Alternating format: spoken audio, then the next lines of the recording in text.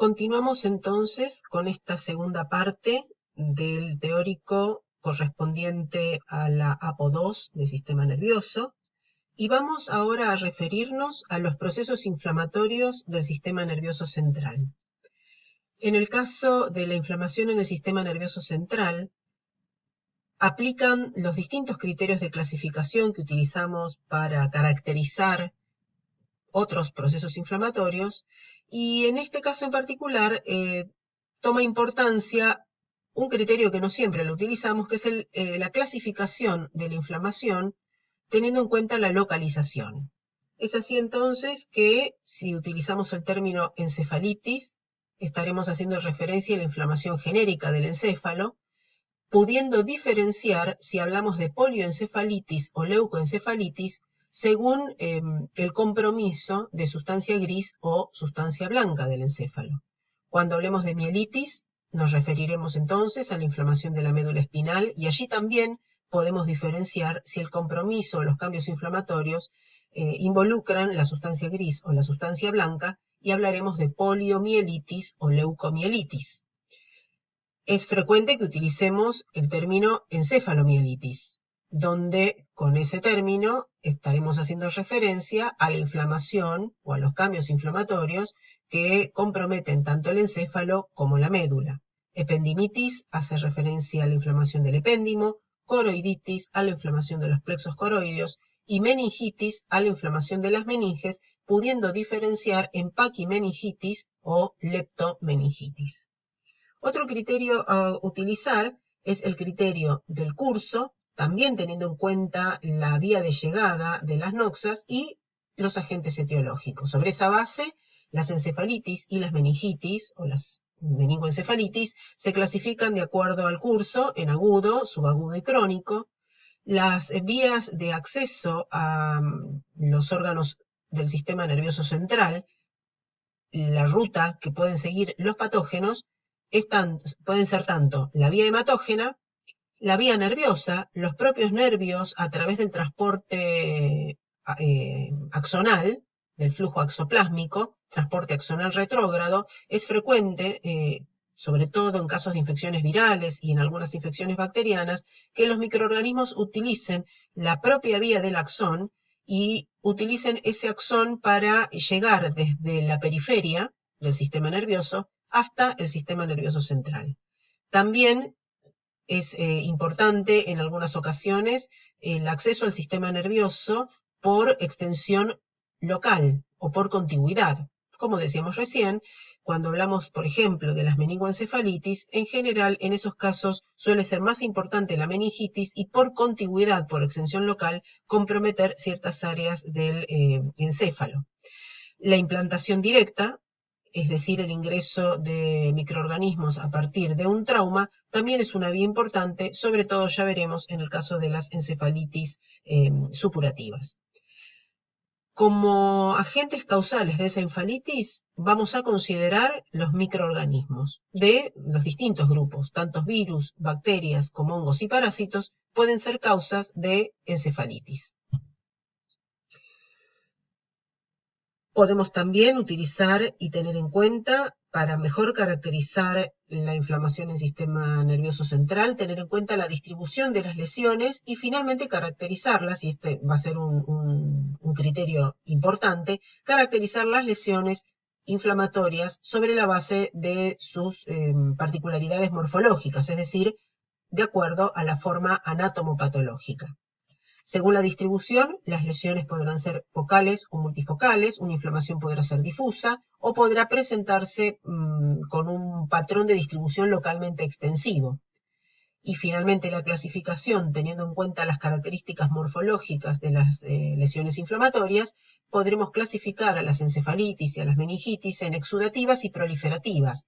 Dentro de los patrones exudativos, simplemente las encefalitis y meningitis se clasifican como no supurativas o supurativas, y dentro de la forma anatomopatológica proliferativa, tener en cuenta también que podemos encontrarnos con meningitis y encefalitis granulomatosas.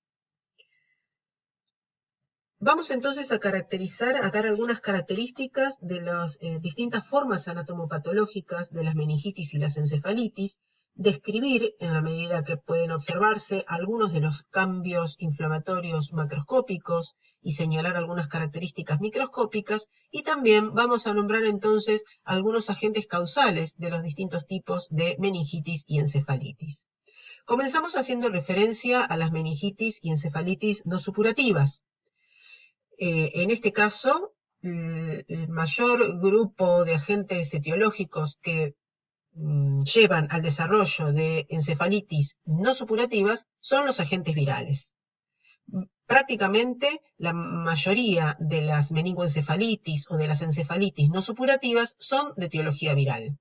Hay algunas excepciones, como podría ser la participación de algún agente micótico o parasitario, y acá estamos nombrando dos agentes puntuales que, tratándose de hongos o de parásitos, van a estimular también el desarrollo de una respuesta inflamatoria no supurativa, como son el Encefalitozoon cuniculi o el parásito protozoario Toxoplasma gondii.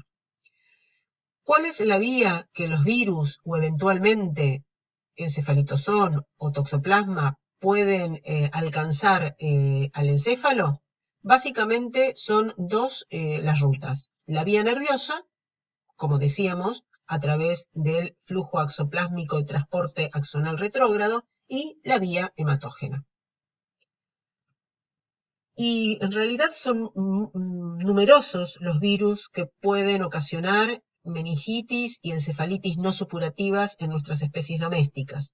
Aquí estamos nombrando algunos grupos de virus que más frecuentemente son causa de encefalitis en los animales, en nuestras especies domésticas, señalando con un asterisco aquellas enfermedades en las que, además del proceso inflamatorio con las características que mencionaremos a continuación, hay posibilidades de encontrar cuerpos de inclusión virales.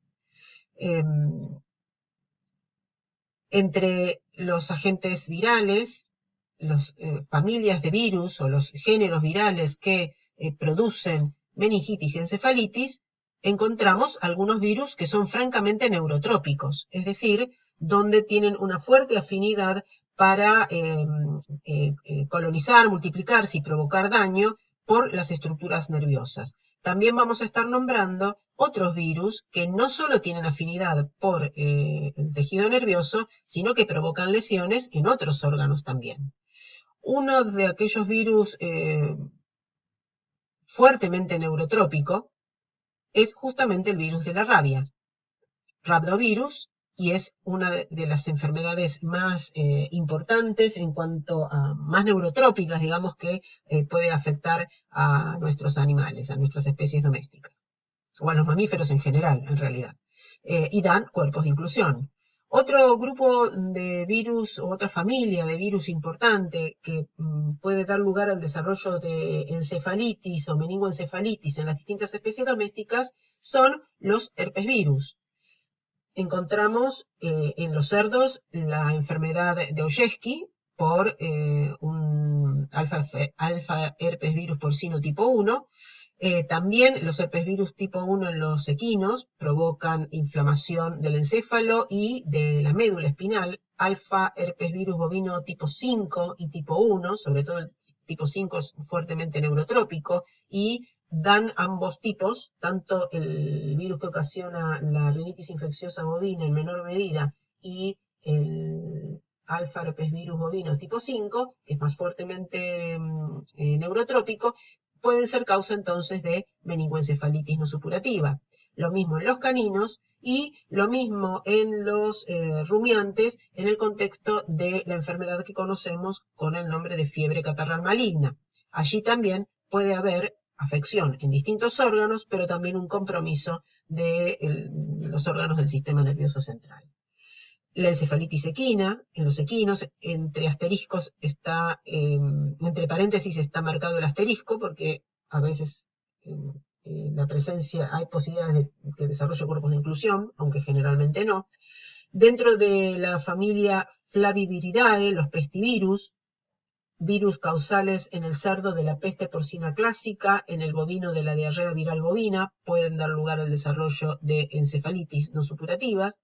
De la misma familia, los flavivirus causales de la encefalitis del oeste del Nilo, en los equinos, el virus que ya hemos venido nombrando varias veces en el transcurso de este teórico, que es paramyxovirus o morbillivirus, familia Paramyxoviridae, agente causal del moquillo distemper canino.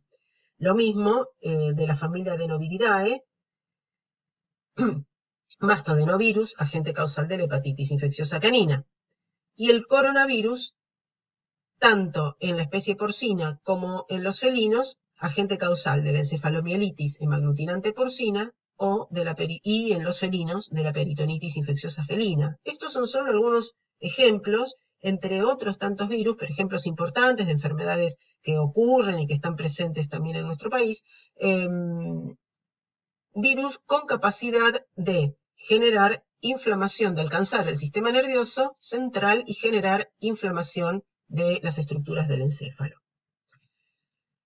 ¿Y qué cambios macroscópicos podemos encontrar en meningitis y encefalitis no supurativas que frecuentemente resultan o desarrollan como consecuencia de la acción de algún virus?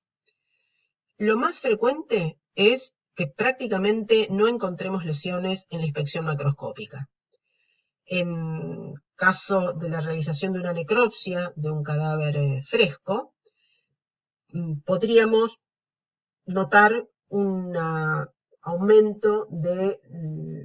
ligero aumento del volumen en general del encéfalo, la posibilidad de un encéfalo tumefacto, acompañado de hiperemia de los vasos meningios, pero estos son cambios muy sutiles y de hecho valorar la presencia de una remarcación de los vasos sanguíneos meningios a veces es muy difícil de interpretar porque puede no tener mayor significación. Este es un ejemplo de un encéfalo donde fuera de una ligera tumefacción de todo el encéfalo y la remarcación de los vasos sanguíneos meningios, esa hiperemia, no se encuentra otra lesión y es el ejemplo de una encefalitis por herpes virus en un bovino. Entonces, en general, las encefalitis no supurativas de causa viral no nos permiten encontrar lesiones en inspección macroscópica. Por eso la importancia de la remisión del encéfalo para histopatología y eventualmente para otros estudios complementarios etiológicos, porque en todas estas encefalitis virales es posible ver lesiones microscópicas.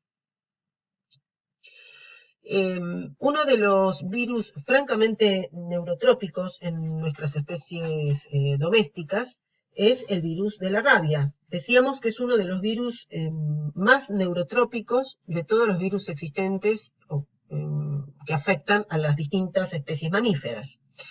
Entre nuestras especies domésticas, el virus de la rabia afecta principalmente a los caninos y a los bovinos. Se trata de un virus que a lo largo de su evolución biológica se considera que se originó a partir de virus que afectaban a los vampiros y a partir de allí, a lo largo de su evolución, consiguió adaptarse a mamíferos terrestres. Sabemos entonces que la rabia es una enfermedad importante por su potencial zoonótico, sus posibilidades de afectar a los seres humanos, y en el caso de los caninos, en general, la infección los perros la adquieren a través de mordeduras, donde en la mordedura, junto con la saliva, se inocula una gran cantidad de virus.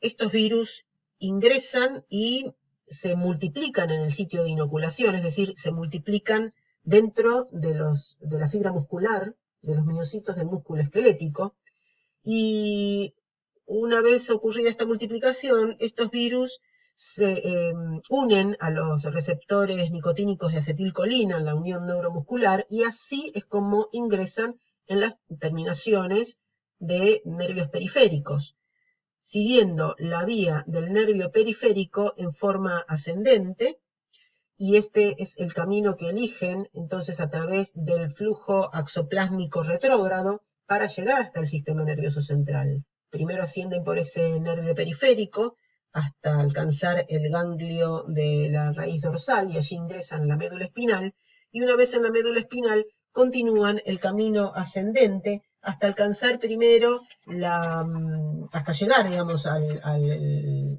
encéfalo y multiplicarse en las células cerebrales, y a partir de allí difundirse hacia el globo ocular, pero principalmente hacia las glándulas salivales.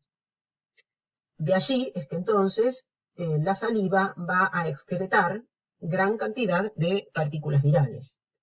La rabia en los caninos puede pasar por distintas fases, una fase prodrómica, luego seguida de una fase excitatoria y una paralítica.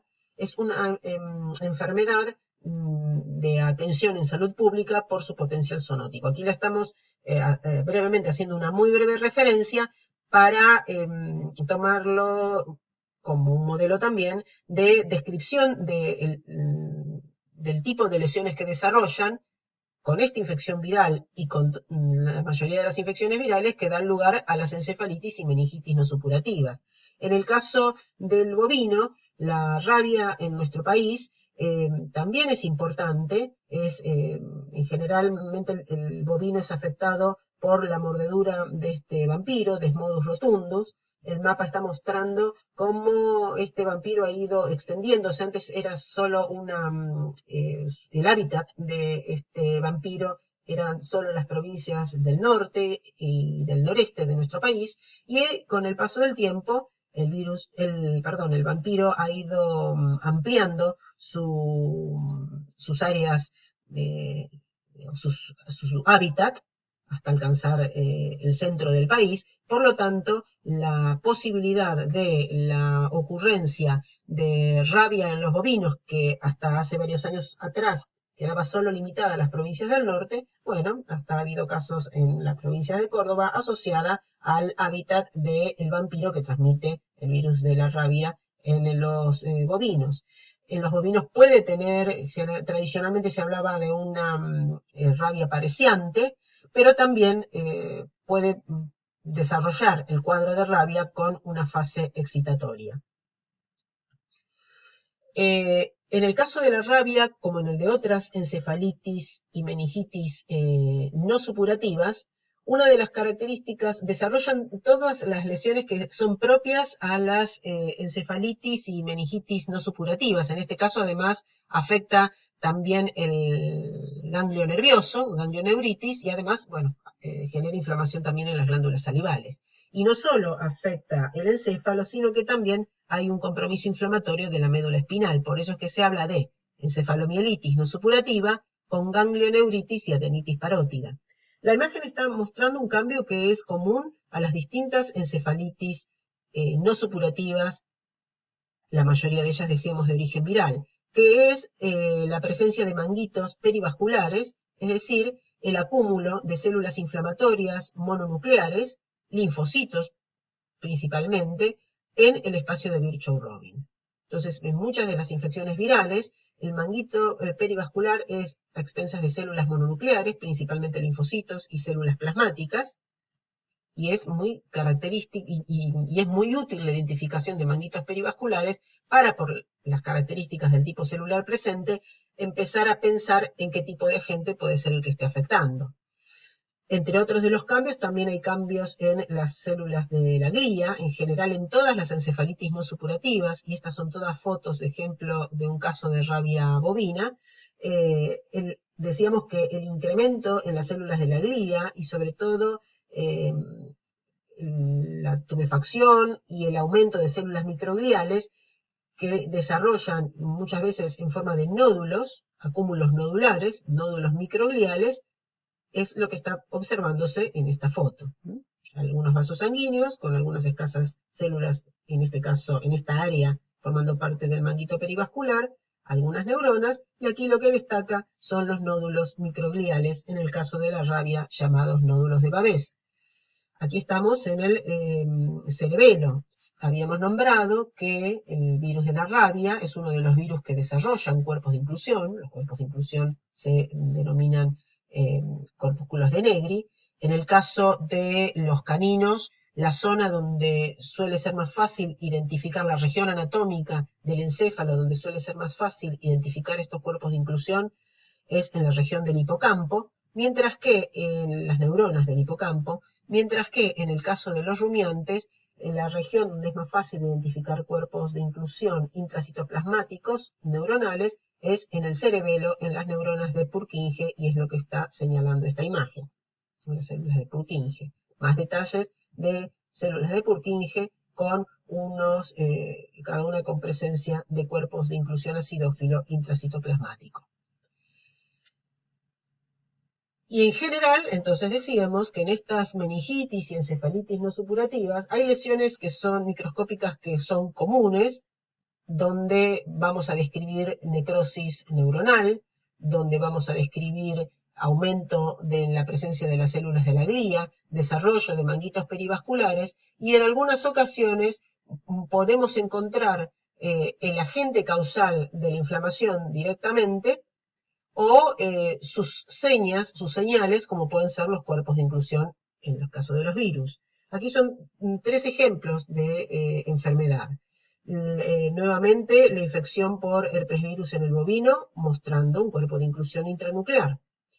Y luego, en ejemplos de encefalitis y meningitis no supurativas de causa no viral, habíamos nombrado los ejemplos de Toxoplasma gondii, y la foto está mostrando un quiste de toxoplasma. Entonces, en la infección por toxoplasma, en las encefalitis por toxoplasma gondii, tenemos posibilidades de observar directamente el agente causal en el tejido nervioso, o en este ejemplo de infección de encefalitis, meningoencefalitis en un canino por encefalitosón cuniculi, donde el microorganismo se observa, este granuladito, este puntillado, son los múltiples microorganismos que se localizan en el endotelio vascular. Simplemente estas imágenes para dar una idea que independientemente del agente que esté causando las encefalitis no supurativa, hay una respuesta que es común a todas ellas,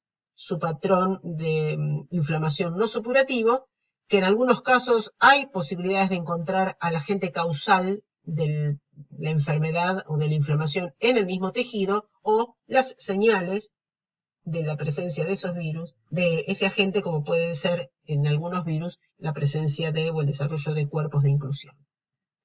¿Qué pasa con las meningitis y encefalitis supurativas? En este caso, la etiología, al ser supurativa, vamos a estar pensando principalmente en agentes bacterianos, y sobre todo agentes bacterianos que den lugar, bacterias piógenas, que den lugar al desarrollo de septicemias y bacteriemias sostenidas en el tiempo, que favorece entonces que esas bacterias puedan llegar por la vía hematógena, en estos casos, cuando se trata de bacteriemias y septicemias, al encéfalo, generando entonces encefalitis supurativas con un patrón generalizado y difuso en el encéfalo, o que favorezcan el desarrollo de abscesos cerebrales. Ahora, la ruta hematógena, la vía hematógena, no es la única vía de acceso de las bacterias al encéfalo. En contextos de septicemia y bacteriemia, las bacterias llegarán al encéfalo por la vía hematógena.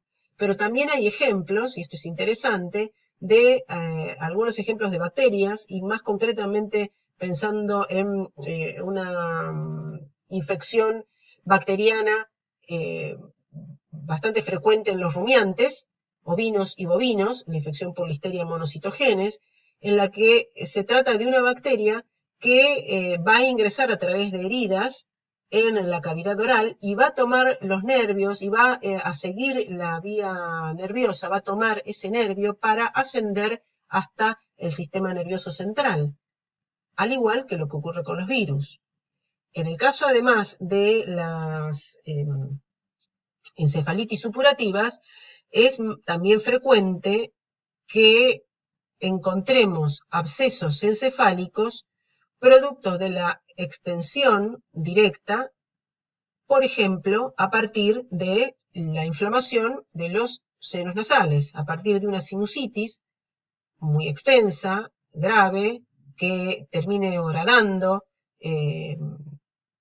las láminas óseas de los cornetes nasales y finalmente avanza e ingresa también por degradación y lesión ósea, finalmente alcanza el encéfalo.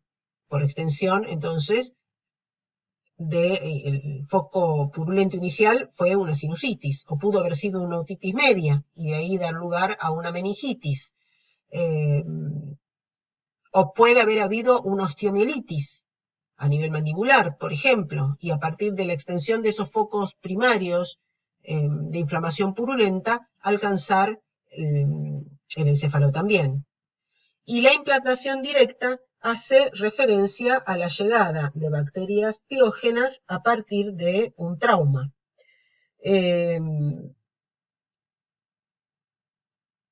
Digamos entonces que en el caso de las encefalitis supurativas, la posibilidad, la ruta de infección es más amplia y no solo la vía hematógena o nerviosa, sino también considerar la extensión directa desde otros focos abscerados a distancia, osteomielitis, otitis media, senos paranasales, o la implantación a través de una lesión traumática.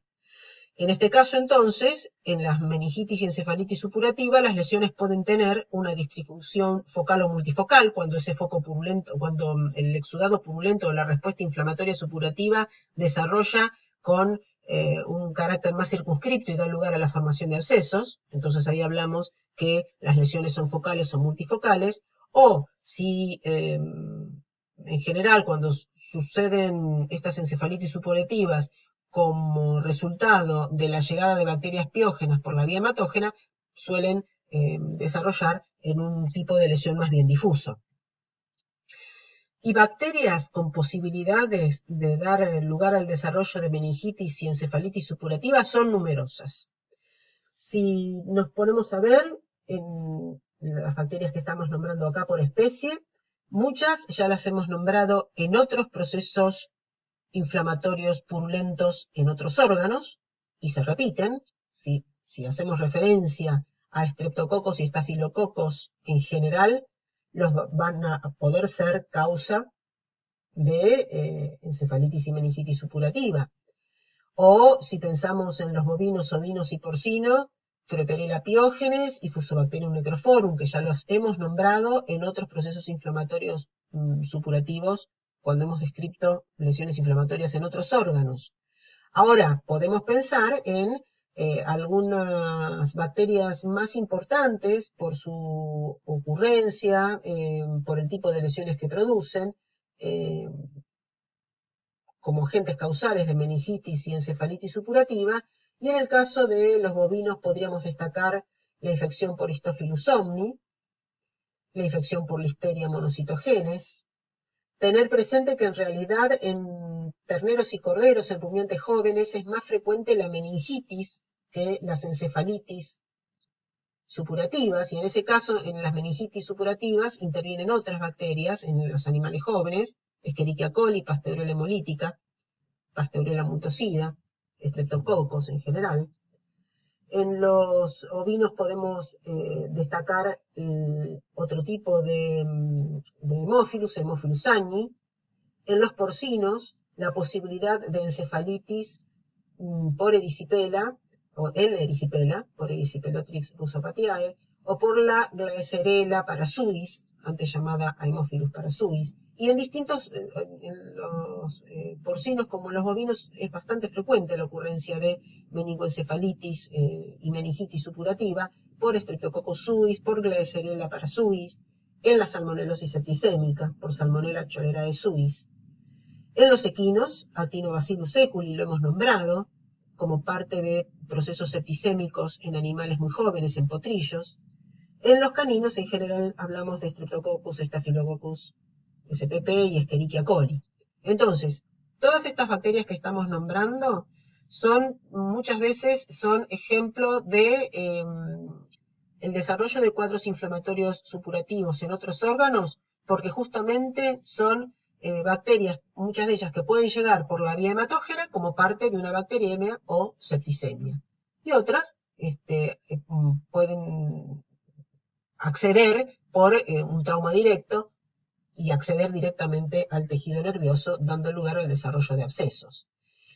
En el caso de las meningitis y encefalitis supurativas, hay más chances de ver algunos cambios en la inspección macroscópica del encéfalo, porque justamente como además de en muchos de estos casos existir un compromiso del parénquima profundo, la mayoría de estas encefalitis cursan con meningitis también. Y entonces, lo que es factible de ver, además de quizá un encéfalo más tumefacto o una demarcación de vasos sanguíneos meningios, que decíamos que por ahí no son muy orientativos de lesión, lo que es más fácil de observar es una turbidez en el líquido cefalorraquídeo de las meninges, justamente por la presencia de exudado purulento. Entonces, en esta imagen, que se ve un poquito perdido, no alcanza a verse a través de las meninges con claridad las circunvoluciones cerebrales, justamente esa imposibilidad de ver con claridad las circunvoluciones cerebrales está dado por la presencia de un material fluido de aspecto lechoso, blanquecino,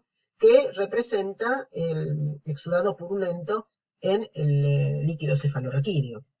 Lo mismo en este caso, en la vista ventral de un encéfalo de un canino, exudado purulento, presente en meninges, llama la atención lo turbio de ese líquido cefalorraquídeo y es lo que macroscópicamente nos permite sospechar de la posibilidad de un cuadro inflamatorio purulento. En otros casos, ese exudado purulento es bastante más manifiesto, entonces es más fácil de observar, y en otras circunstancias directamente el exudado purulento desarrolla, o esa inflamación supurativa en el encéfalo, desarrolla como abscesos, como lesiones focales. Entonces ahí sí, y lo estamos viendo en este cerebro, en este encéfalo, en este cerebro, está bien, de cabra, un gran absceso que ya es observable desde la superficie externa. Aquí sí se podría seccionar y observar la superficie de corte y las características en profundidad, como ocurre en este caso. Es un corte transversal, un absceso en tallo cerebral, secundario a una otitis interna. Entonces, el ejemplo de una encefalitis que ha ocurrido por extensión directa a partir de un foco supurativo a distancia, como ha sido esa otitis. Otitis interna u otitis media, un gran absceso bien circunscripto en la base del tallo cerebral, en la base del encéfalo. En otros casos hay algunos cuadros que pueden desarrollar con lesiones más evidentes, como puede ser esta infección, esta encefalitis y meningitis supurativa producida por Histophilus somni. El Histophilus somni provoca una vasculitis y entonces las lesiones que estamos observando ya desde la inspección externa son focos hemorrágicos, o sea, focos circunscriptos, color rojo intenso, con algunas áreas más grisáceas, que caracterizan a la infección por Histophilus somni, que da lugar a una enfermedad que se conoce con el nombre de meningoencefalitis trombótica, justamente por el desarrollo de vasculitis y trombos en los vasos sanguíneos de las áreas afectadas. Un caso similar de meningoencefalitis trombótica en bovino por Histophilus somni en un corte sagital de todo el encéfalo, mostrando múltiples focos de color rojo intenso o más amarillento, focos entonces de necrosis, hemorragia y con el desarrollo de pequeños abscesos. En general hay una mayor posibilidad de ver estas lesiones en las zonas del tálamo, en la unión entre la sustancia blanca y gris, pero bueno, veíamos en la imagen anterior varios focos observables desde la superficie en el cerebro. Decíamos que otra infección importante y otro ejemplo lindo para recordar en el caso de meningitis y encefalitis supurativa es la infección por Listeria monocytogenes en los rumiantes. En general ahí es más difícil observar lesiones macroscópicas, pero de encontrarlas, el lugar a donde tendríamos que ir a buscarlos es en el tallo cerebral, porque decíamos que esta bacteria es un ejemplo de bacteria que desde la periferia toma la vía de los nervios para alcanzar el encéfalo y por lo tanto las lesiones más marcadas, la meningoencefalitis es mucho más evidente y el compromiso mayor en la zona del tronco encefálico. En este caso, lo que se está viendo es un absceso, un foco blanquecino, de bordes bastante bien delimitados, con cambios vasculares alrededor, se ven puntitos hemorrágicos. Es el ejemplo de un absceso en la zona de médula oblonga en el contexto de una listeriosis. Lo más frecuente, no es tan fácil en estos casos, en estas infecciones, ver lesión macroscópica, pero si queremos buscarla, hay que ir más bien al tronco encefálico. ¿Y qué tienen en común todas estas meningitis y encefalitis supurativas? Que la célula inflamatoria que predomina son los neutrófilos. Y aquí esta imagen está mostrando un corte de cerebro, corteza cerebral, meninges y sustancia gris. Y en la meninges, además de los cambios de hiperemia vascular, estamos viendo el acúmulo de células de neutrófilos, un microabsceso, un infiltrado de neutrófilos que compromete la meninge y comienza a extenderse en sustancia gris. Ya en esta foto, si bien no lo señalamos en la descripción, alcanzamos a ver algunos ya un poquito más profundo en el tejido nervioso, en la sustancia gris, o incluso en los vasos meningios. Manchita violeta corresponde a émbolos bacterianos. Esta es una infección por Streptococcus suis en el porcino, donde la bacteria, entonces, en un proceso septicémico bacteriemia, a través de émbolos se va instalando y accede al tejido nervioso. Este es un ejemplo de listeriosis.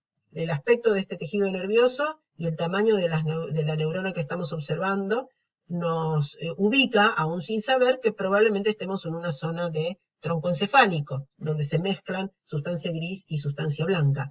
Y la foto está incluida para mostrar otro microabsceso, un infiltrado de neutrófilos que está presente en el tejido nervioso, en la médula oblonga. Correspondería un poco a la lesión macroscópica que marcábamos hace unos instantes. Y este es otro ejemplo, el ejemplo de la infección por Histophilus omni, donde el cambio principal lo constituye la vasculitis, y estamos observando estos vasos sanguíneos con una pared rosado intensa, que indica la necrosis de la pared vascular, con la infiltración de neutrófilos en esa pared, con vasitos más pequeños, vasos sanguíneos más pequeños alrededor, todos con émbolos bacterianos, o mejor dicho, con la presencia de bacterias, porque ya lo describiremos en la apodistopatología. En el caso de Histophilus omni, se considera que las bacterias llegan por sangre y que en el vaso sanguíneo se forma con la vasculitis un trombo y ahí se crea un ambiente apto para que las bacterias proliferen, dando lugar entonces a la colonización y proliferación bacteriana. Y la presencia de estas bacterias estimula a la afluencia de gran cantidad de neutrófilos, entonces lo que estamos observando son múltiples microabscesos en el tejido nervioso, además de intensos cambios de vasculitis. Entonces también las encefalitis y meningitis supurativas tienen algunas características que les son peculiares y propias desde el punto de vista morfológico y que describiremos con mayor detalle en la APO de histopatología del sistema nervioso, donde algunos de los modelos a desarrollar incluyen justamente encefalitis no supurativas y encefalitis supurativa para ahondar un poquito más en los cambios estructurales microscópicos. Decíamos también que dentro de la clasificación por la forma anatomopatológica de las meningitis y encefalitis, encontramos formas granulomatosas, donde las lesiones, como en cualquier granuloma, tienden a ser localmente extensivas, donde el macrófago y las células epitelioides y a veces las células gigantes son células protagonistas y donde suele haber bastante destrucción del parénquima noble. ¿Qué agentes conocemos como causales de inflamación granulomatosa? Bueno, en general vamos a estar pensando en bacterias, en hongos o en parásitos. Sin embargo, podemos dar el ejemplo de un virus. El coronavirus de la peritonitis infecciosa felina, que ya lo hemos nombrado en varios órganos cuando hemos ido avanzando, en los órganos que afecta, como puede ser en el riñón o en el pulmón, o en las superficies serosas del peritoneo o pleura, o aquí en el sistema nervioso meninges, dan lugar al desarrollo de granulomas, de una lesión granulomatosa. Es un virus que estimula al desarrollo de una lesión granulomatosa.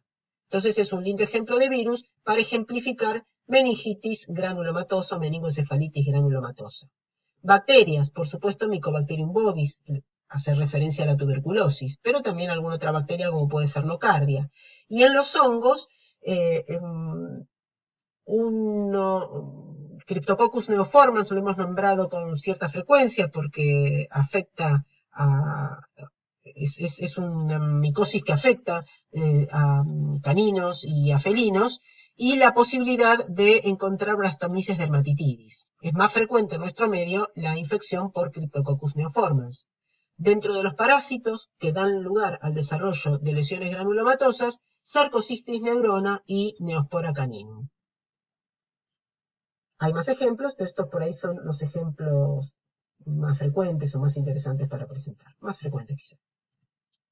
La imagen macroscópica, en el caso de una meningitis, una meningoencefalitis granulomatosa, aquí sí hay posibilidades de ver lesiones macroscópicas con mayor frecuencia o más fáciles de identificar que en ejemplos virales donde decimos que muchas veces no vamos a ver nada, o en ejemplos de inflamaciones supurativas donde a veces es más fácil y otras veces sigue siendo complicado identificar lesiones macroscópicas. Este es un ejemplo de meningitis con extensión y compromiso del encéfalo en su área más superficial, entonces meningoencefalitis, en un ternero por infección por Mycobacterium bovis. Entonces, estamos viendo en esta imagen, si seguimos cada circunvolución del cerebro, estamos viendo un granuladito, múltiples focos pequeños nodulares, son todos granulomas que comprometen la meninge. Aquí se ve mejor en el mismo encéfalo en una vista de la superficie ventral, donde sobre todo en la meninge, en la superficie ventral del encéfalo, además de poner en evidencia un foco de hemorragia y un edema gelatinoso, todo este material de aspecto gelatinoso amarillento, nos permite mejor ver múltiples focos nodulares blanquecinos distribuidos en forma generalizada. En el encéfalo, cada foco corresponde a un granuloma. Ejemplos de inflamaciones granulomatosas con mayor compromiso y destrucción del parénquima noble. En este caso, todo un área de necrosis y, microscópicamente, si lo pudiéramos observar, afluencia de macrófagos y también de neutrófilos, es decir, una lesión piogranulomatosa, en una infección por Blastomyces dermatitidis en una alpaca. Una criptococosis en un felino. Aquí los granulomas son bastante característicos porque en general tienen un aspecto gelatinoso, pero ven, podemos ver lesiones que ocupan espacio, decíamos, localmente extensivas, como es la característica de la mayoría de las lesiones granulomatosas.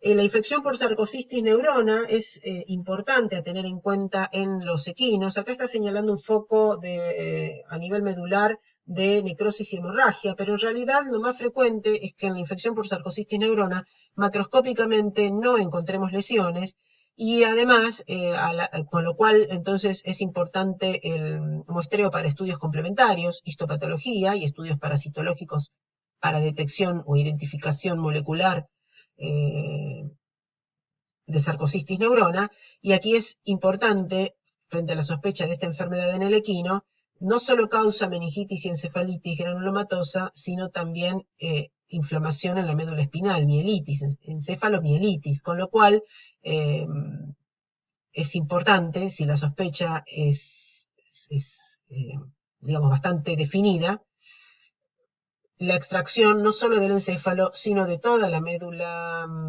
espinal, ya que hay ciertos sectores que son la médula cervical, entre otros, y la médula lumbar, si no recuerdo mal, que hay más posibilidades de encontrar lesiones y de identificar el patógeno.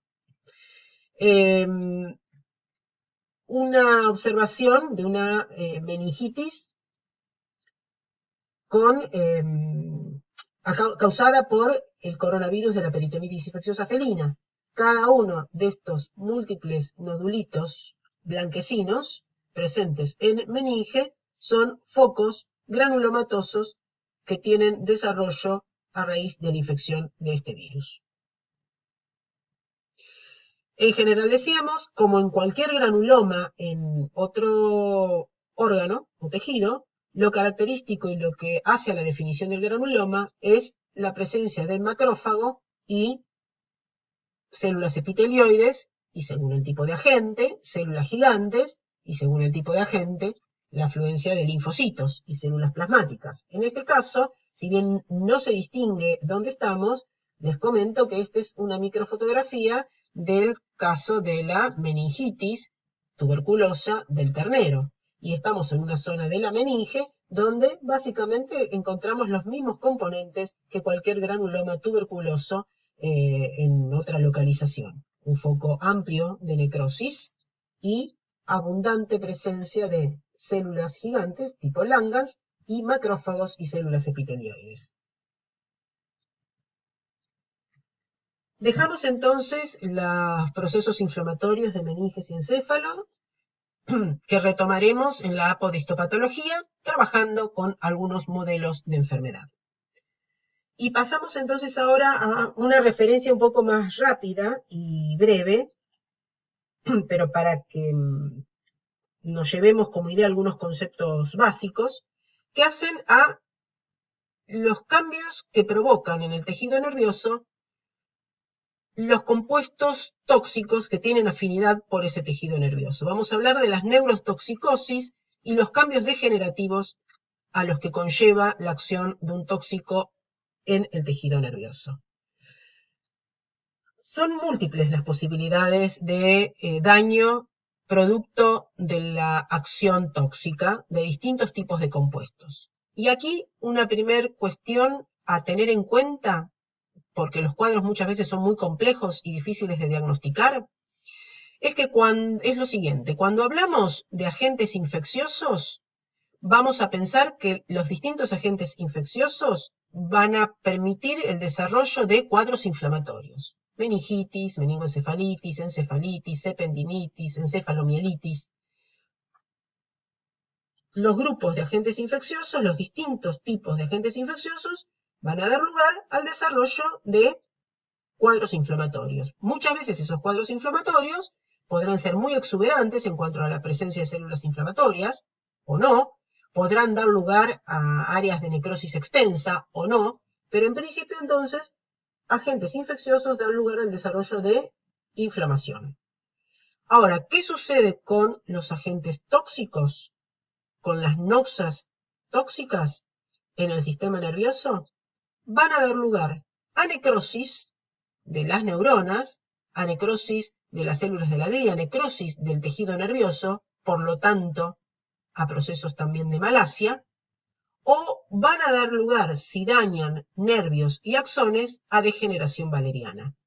Es decir, que la acción de neurotóxicos no provoca inflamación, sino, como ocurre en cualquier otro órgano, pero con las particularidades referidas a los órganos del sistema nervioso, van a llevar a cambios de degeneración y necrosis. Si el tóxico actúa sobre la célula neuronal, llevará a lesión neuronal isquémica. Si afecta al resto de las células de la glía, llevará a la necrosis licuefactiva del tejido, es decir, procesos malásicos. Y si daña al axón, el sistema nervioso central, o daña a los nervios periféricos, dará lugar a procesos de degeneración valeriana o de desmielinización.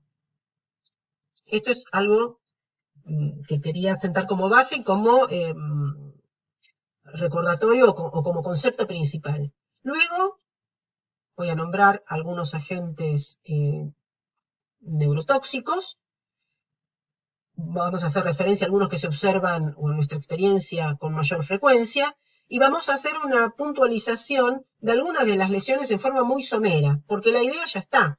La idea es que los tóxicos provocan necrosis neuronal individual, malasia, si hay destrucción de neuronas y células de la glía y todo el tejido nervioso, y degeneración valeriana o procesos de desmielinización según afecten nervios periféricos o axones en el sistema nervioso central.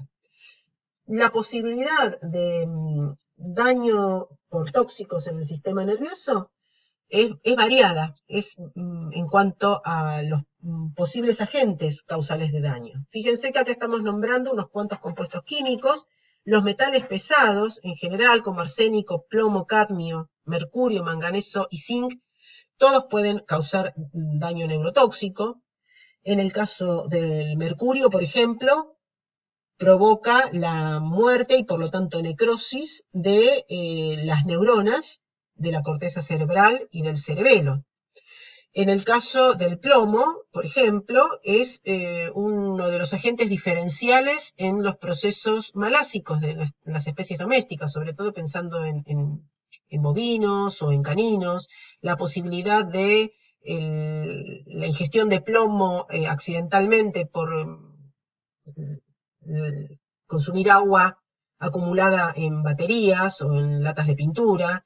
Entonces, esa ingesta de plomo puede llevar al desarrollo ya no de la necrosis individual, sino de la necrosis neuronal cortical, procesos de polioencefalomalacia, por ejemplo. En el caso del arsénico en general, la intoxicación por arsénico se asocia más con la ingestión aguda con un cuadro entérico, con diarrea y con daño renal y con daño hepático, pero también puede ser causa de daño neurológico, donde la lesión se localizará principalmente en la médula espinal y en los nervios periféricos con degeneración de los axones, es decir, degeneración axonal, degeneración valeriana. Dentro de los químicos hay distintos ejemplos de químicos de uso industrial, agrícola, de uso farmacéutico. En general, las sustancias químicas inducen lesión en los axones, producen daño en los nervios porque interfieren en el normal flujo axoplásmico, y ahí se nombra, entre otros, acrilamida, que es un agente polimerizante. En ese caso también genera el daño del axón, en términos general, se nombra como axonopatía. Y si yo hablo de una axonopatía distal, lo que estoy diciendo es que hay daño de los axones que componen un nervio en el sistema nervioso periférico. Y bueno, y la lesión va a ser lo que veníamos nombrando. Se va a caracterizar la degeneración axonal por desmielinización secundaria al daño del axón. Degeneración valeriana, en definitiva. Entonces, este concepto que, independientemente, la dificultad, digamos, del diagnóstico en estos casos, es que cualquiera de estos elementos no provoca la necrosis neuronal o el daño axonal generalizado, sino selectivamente en ciertas regiones. En la introducción de la clase dijimos que no todas las áreas del encéfalo presentan la misma susceptibilidad frente a una noxa determinada. Y con los ocurre lo mismo con agentes infecciosos, pero con los neurotóxicos esto es bastante manifiesto. De allí la dificultad de su diagnóstico. La lesión morfológica no va a ser muy variable. O hay necrosis neuronal, o hay encefalomalacia, o hay degeneración valeriana. Pero lo que va a variar son los sitios de lesión. En el caso, por ejemplo, de los pesticidas, los órganos fosforados, por ejemplo, que están acá nombrados, en general los órganos fosforados, en realidad, en un cuadro de toxicidad aguda, lo que hacen es inhibir la colinesterasa. Es decir, que su efecto es en realidad sobre el sistema nervioso parasimpático, de allí entonces el lagrimeo, la bradicardia, la constricción pupilar, la incontinencia urinaria y la defecación,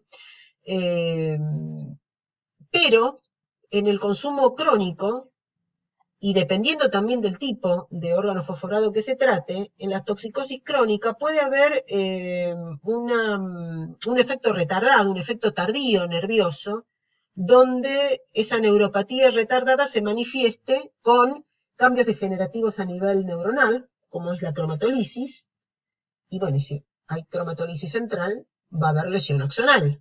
axonopatía distal en la médula espinal, por ejemplo. En la intoxicación por cloruro de sodio, que va a ser uno de nuestros modelos a describir en la apodistopatología, todavía es bastante frecuente la intoxicación por cloruro de sodio en cerdos, la intoxicación indirecta por sal. En ese caso, el daño se traduce en una polioencefalomalacia. Y en el cerdo también, como suele adicionarse selenio por la frecuencia en que puede llegar a haber problemas de deficiencia de vitamina E y selenio, bueno, puede ser que en una mala formulación o en un mal cálculo de cuánto selenio se aporta con el alimento, de pronto el animal lo que sufre es una intoxicación con selenio. Y en ese caso también la lesión es una poliomielomalacia en los cerdos. Lo mismo drogas medicamentosas, ivermectina, levamisol, metronidazol, también pueden ser causa de neurotoxicosis con daño en las distintas estructuras del tejido nervioso. Y una situación bastante frecuente, como en el ganado sobre todo, y acá pensamos siempre que hablamos de plantas tóxicas, pensamos sobre todo en los rumiantes, bueno, así como en el cerdo, la intoxicación por cloruro de sodio, la posibilidad de intoxicación por selenio, son buenos ejemplos para pensar en procesos malásicos a consecuencia de una toxicosis. Si pensamos en neurotoxicosis en los rumiantes, es mucho más frecuente pensar en la posibilidad de ingestión de ciertas plantas tóxicas. Entonces, por ejemplo, acá se están nombrando, vamos a nombrar las plantas y sobre la imagen de las distintas plantas vamos a hacer referencia muy somera a su mecanismo de acción o al daño o la lesión que producen. Se están nombrando el sorgo, al cinodón, Phalaris. Bueno, el sorgo y el cinodón presentan glucósidos cianogenéticos, o sea que la base es ácido cianhídrico, cianuro, interfieren con la respiración celular. Phalaris, donde actúan como principios tóxicos algunos alcaloides. Prosopis, que es el algarrobo. Condalia microphyllopicillin, también alcaloides neurotóxicos. Principios tóxicos de otras plantas como pueden ser el naranjillo y el astrágalos en el sur de Pehuenches, del sur de nuestra Patagonia, o la ingestión en los equinos, este es un ejemplo en equinos más que en rumiantes, la posibilidad de ingestión de abrepuño, Centaurea solstitialis. Entonces decíamos, la pata de perdiz o gramón y el sorgo tienen como principios tóxicos glucósidos cianogenéticos, que generan una anoxia histotóxica porque inhiben las enzimas respiratorias intracelulares, interfieren por lo tanto con la respiración celular, y en casos de intoxicación crónica pueden dar lugar al desarrollo de degeneración valeriana en médula espinal. Y también una degeneración valeriana, una desmielinización secundaria en el tallo cerebral. Otra vez, hablamos del tipo de lesión. La lesión desde el punto de vista morfológico es similar en estos cuadros tóxicos o equivalente en los distintos cuadros de toxicidad, pero lo que va a variar es el grado de afección y la localización de la lesión. En el caso de Phalaris, habíamos hecho referencia a la intoxicación de Phalaris en los ovinos, y cuando hacemos referencia a la presencia de neuromelanina en las neuronas del tallo cerebral. Bueno, la Phalaris, el principio tóxico de Phalaris son alcaloides que provocan alteraciones cardíacas y también alteraciones neurológicas, con degeneración, con pérdida de la mielina en la médula espinal. El piquillín, el algarrobo, o prosopis, provocan degeneración valeriana en los nervios trigéminos y mandibular. O sea, aquí el signo clínico o el cuadro desde el punto de vista clínico se va a caracterizar por una dificultad de los animales en la prehensión de los alimentos, y esa degeneración de los nervios trigémino y mandibular cursa, por lo tanto, con una atrofia por denervación de los músculos que son inervados por estas ramas nerviosas. Entonces, la dificultad en la aprehensión de los alimentos, la dificultad en la deglución de los alimentos, la disfagia, protrusión de la lengua, pueden ser signos clínicos que caractericen la intoxicación por piquillina o por algarrobo, sobre todo. Solanum bonariensis, el naranjillo, presente en Uruguay, presente también en nuestro país. Astragalus pehuenches, ambas plantas son productoras, generan una lesión, un cuadro similar a enfermedades por acúmulo lisosomal. Y habíamos nombrado algunas de estas plantas cuando hacíamos referencia a la lesión de generación vacuolar en el soma de las neuronas. Entonces, son ejemplos de cuadros de intoxicación donde en los rumiantes tiene lugar el desarrollo de una enfermedad por acúmulo lisosomal adquirida. Y Centaura solstitialis, abrepuño, en los equinos, la ingestión de grandes cantidades de abrepuño, y tiene que estar el animal muy carente de otro tipo de forraje para consumirlo, porque la foto nos muestra la planta ya madura y en floración presenta muchas espinas, pero en la fase más joven, en la fase más juvenil, y si el animal está carente de otro tipo de forraje, en realidad debe consumir grandes cantidades, pero es un clásico de la patología, la intoxicación por Centaura solstitialis o abrepuño, como productora de malasia en sitios específicos del encéfalo de un equino. Provoca polencefalomalacia y las lesiones están solo localizadas en el globo pálido y la sustancia negra. Solo en esos sitios es que hay desarrollo de lesión y por lo tanto, clínicamente, los nervios justamente que hacen también a la aprehensión y a la devolución de los alimentos son los que se ven comprometidos con un animal que, de ser afectado por la acción de los principios tóxicos del abrepuño, va a terminar muriendo por delgadez e incapacidad de alimentarse. ¿Y en qué consiste la lesión? Encefalomalacia en sitios específicos del encéfalo. También hay neurotoxicosis a partir de sustancias tóxicas producidas por hongos. Y en este caso podemos nombrar los llamados hongos tremorgénicos, productores de toxinas tremorgénicas que provocan cuadros nerviosos. Y encontramos, estos son comunes, Clavices paspali en el pasto miel, Neotipodium loli en el raigrás, a veces Penicillium y Aspergillus, estos sobre todo generando cuadros de micotoxicosis y neurotoxicidad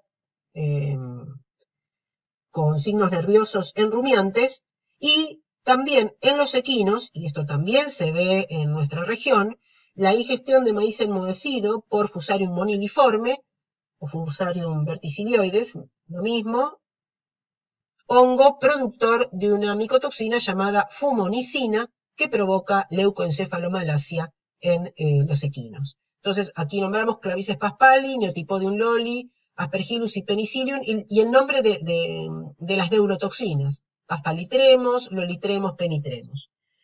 En todo caso, estos hongos tremorgénicos que provocan, entonces en la ingestión de estas plantas parasitadas o infestadas por estos hongos, las toxinas provocan disturbios neurológicos, signos nerviosos, donde en algunos casos podemos encontrar lesión morfológica microscópico.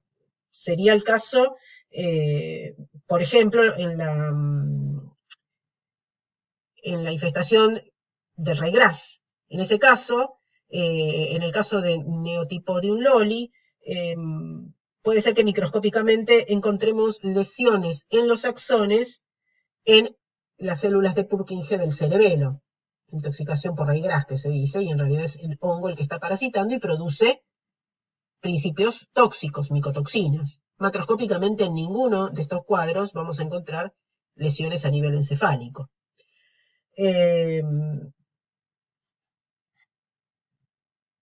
Y por último, y ya entonces con esto terminamos, una palabrita respecto de lesiones en sistema nervioso periférico, neuropatías y mielinopatías periféricas no inflamatorias.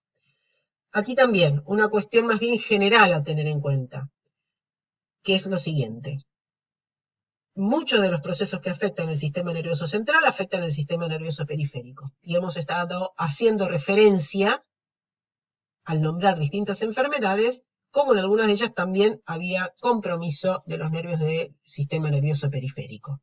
Y esto puede ser por lo siguiente, puede ser que el agente causal de daño en el sistema nervioso central provoque un daño importante en los somas de las neuronas y por lo tanto habíamos dicho que si bien desde un punto de vista didáctico estuvimos viendo la respuesta frente a la agresión del soma neuronal separado de lo que es el axón, en realidad es un continuum y axón y soma neuronal constituyen a la neurona. Entonces, aquel agente de daño que provoque necrosis del soma neuronal, finalmente también va a terminar afectando el axón y el nervio periférico. Y también hay que tener en cuenta que esos nervios, como parte de la estructura de una neurona, son igualmente vulnerables a la enfermedad. En general, dependiendo de si la lesión afecta nervios motores o sensoriales, o ambos, las enfermedades del sistema nervioso periférico se manifiestan o pueden manifestarse clínicamente con disturbios motores, con pérdida de sensibilidad, o con una combinación de alteración motora y de pérdida sensorial. Solo en el caso de los disturbios no inflamatorios del sistema nervioso periférico vamos a hacer referencia a un par de términos, simplemente. El término axonopatía es un término genérico para decir que hay lesión en un axón, como cuando decimos nefropatía, hepatopatía, enteropatía. Lo único que decimos es que hay una afección que compromete al axón. El hablar de axonopatía no nos da idea del tipo de lesión que ocurre. Pero nosotros lo que sabemos es que el daño axonal se traduce en desmielinización o degeneración valeriana. Y en algunos casos también puede ser que a estos cambios se le sume una respuesta inflamatoria. Y es ahí cuando hablamos de inflamación de los nervios o neuritis. Aquí el término que estamos definiendo es el término de mononeuropatía. Nuevamente, no estamos haciendo referencia a cuál es el tipo morfológico de lesión, pero sí lo que estamos diciendo con el término mononeuropatía, que hay una lesión que compromete a un único nervio periférico. En general, las mononeuropatías, la afección en un único nervio, son el resultado de algún trauma por presión, por contusión, por compresión, por estiramiento, pero focal. Una neoplasia, por ejemplo, que comprime. O también por un tromboembolismo vascular. Cuando vemos más de un nervio afectado, pero al azar, podemos hacer referencia de una mononeuropatía múltiple. O sea, son varios nervios, pero afectados en forma azarosa. ¿Cuál es la lesión? O sea, cuando hablamos de mononeuropatía, ¿cuál es el cambio que es esperable hallar? Degeneración valeriana. El otro término que quería definir es el término de polineuropatía. En este caso, el uso de polineuropatía no solo hace referencia a múltiples nervios, sino a la simetría, a la bilateralidad del compromiso de esos nervios. Es decir, si hablamos de polineuropatía, vamos a estar pensando en lesiones que afectan en forma simétrica y bilateral a varios nervios, no varios nervios al azar, como en la mononeuropatía múltiple. En la polineuropatía, generalmente esas polineuropatías también se manifiestan como cambios de desmielinización primaria o a veces se suman componentes inflamatorios, si hablamos de polineuritis. Todo lo que son las enfermedades relacionadas con los nervios periféricos, como enfermedades primarias, son muy complejas, son muy numerosas y con variación en su presentación de acuerdo a las especies domésticas afectadas. Muchas de ellas tienen una base hereditaria y familiar y algunas son adquiridas. El capítulo de las enfermedades del sistema nervioso periférico con las axonopatías y las mielinopatías es realmente extenso y sumamente complejo. Aquí solamente dejo presentadas algunas pocas entidades como quizá más fácil para recordar o porque ya las hemos venido nombrando en otras instancias, para resaltar esta idea que se trata de eventos de lesión que pueden tener un importante componente hereditario familiar, que algunos pueden ser adquiridos y que incluso algunos en su mecanismo intervienen patogenia o mecanismos de desarrollo. En su patogenia hablamos de una base inmunomediada.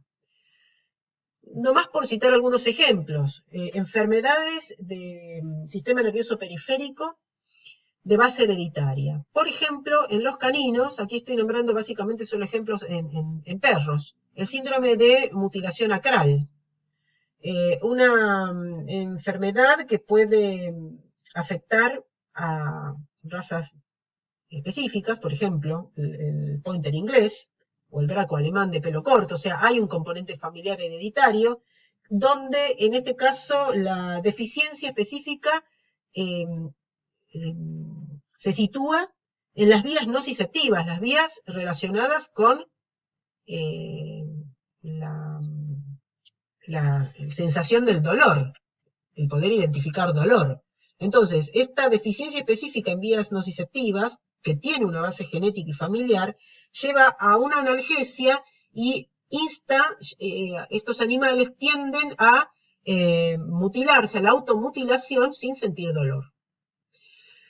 En el caso de otra entidad, por ejemplo, la neuropatía axonal gigante, que suele ocurrir en los ovejeros alemanes, esta también es una enfermedad que tiene un componente hereditario y una base familiar, donde los animales suelen manifestar signos a partir del año y medio de edad, del año y 3 meses de edad. Hay una de las manifestaciones es también el desarrollo de megaesófago que acompaña a un daño en nervios periféricos que se caracteriza por tumefacción de los axones y por eso habla de neuropatía axonal gigante, porque los axones tumefactos toman un aspecto de mayor volumen. Neuropatía laríngea canina. En la neuropatía laríngea canina, generalmente bilateral, en algunas razas también específicas, hay degeneración axonal que lleva a una atrofia por denervación de los músculos de la laringe. Y esta neuropatía laríngea canina puede también presentarse como parte de una polineuropatía. Bueno, y hay otros ejemplos también, múltiples ejemplos decíamos, de base hereditario familiar, y no solo en la especie canina. Entre las neuropatías o enfermedades del sistema nervioso periférico con compromiso entonces de nervios periféricos adquiridos. Bueno, algunos de estos sí ya son más fáciles de recordar porque los hemos nombrado. La hemiplegia laringe equina.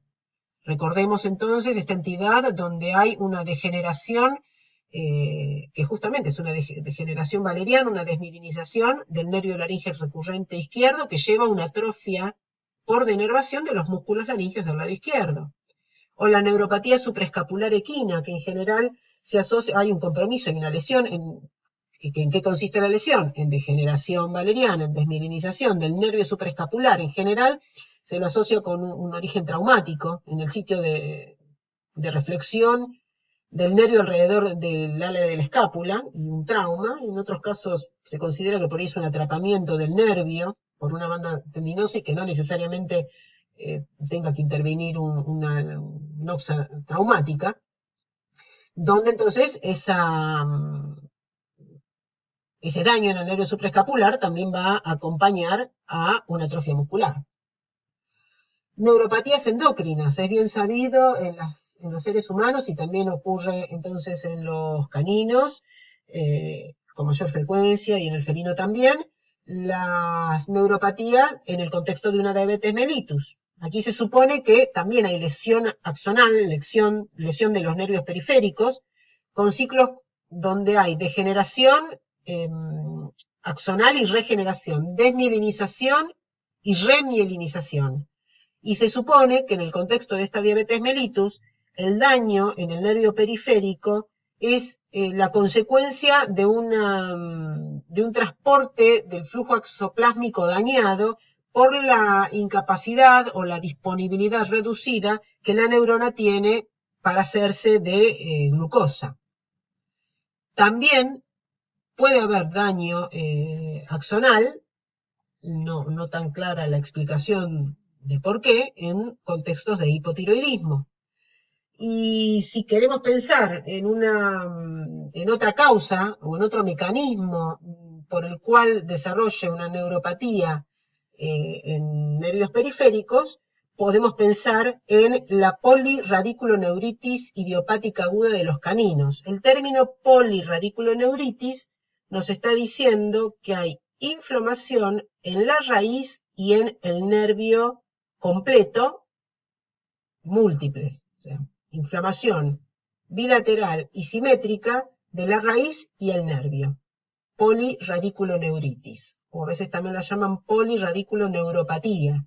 En este caso, esta enfermedad en los caninos se la asimila al síndrome de Guillain-Barré en el hombre, donde el cuadro inicia con una axonopatía, una pérdida de función y desmielinización, que clínicamente se traduce en una parálisis flácida que comienza afectando a los miembros pelvianos y avanza hasta el compromiso de los miembros torácicos, llevando al animal a una